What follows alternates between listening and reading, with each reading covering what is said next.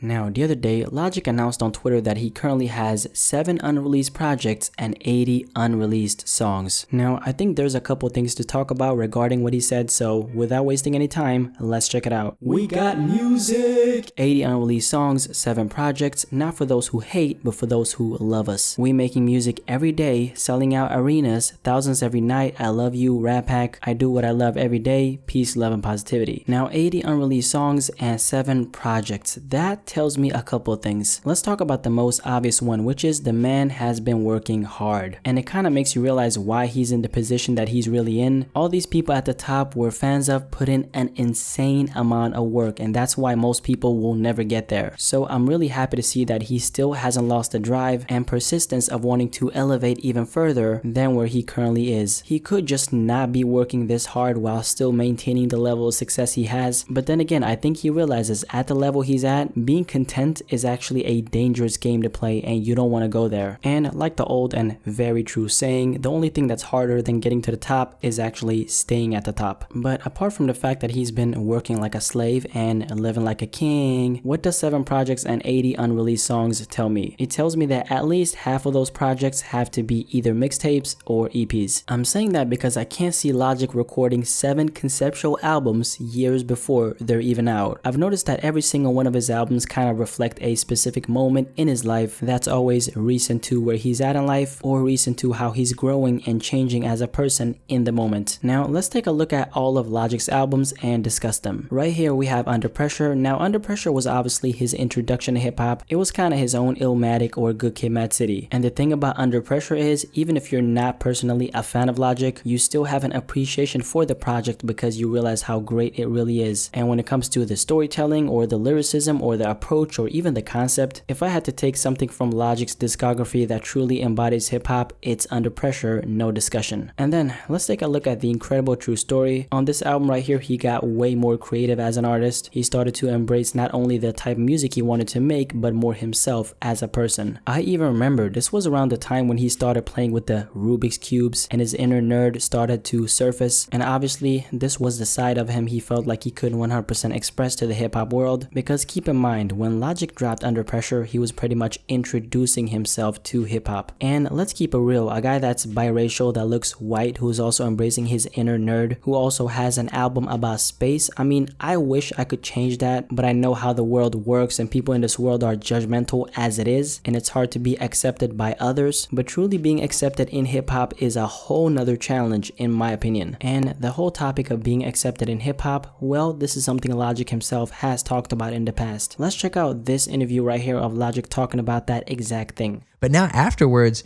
now being in hip hop, it's amazing. It's like so tight because I wanted to do it for so long, and for so long it was hard for me to get accepted. I think of just because of how I represent myself, how I speak, how this, how that. So motherfuckers are like, what? Like I'm like, yeah, I came from this place and my household was insane and my brother's doing this and my mom's doing my this, and it's like I didn't talk about it before this album because I felt like maybe motherfuckers wouldn't believe me. But then I live by this quote: I would rather be hated for who I am than loved for who I'm not. So I was like, fuck everybody. I'm going to tell my story on this album, love it or hate it. And yeah, as you can see, Logic has always been very well aware of that. So when it comes to that, I'm extremely happy that he did wait until his second album to truly embrace who he was, because the world needed time to get adjusted to his presence in the music world. And also, keep in mind, it was the same thing for Kendrick. Yes, he might have released Section 80 back in 2011, but take a look at Good Kid, Mad City in itself.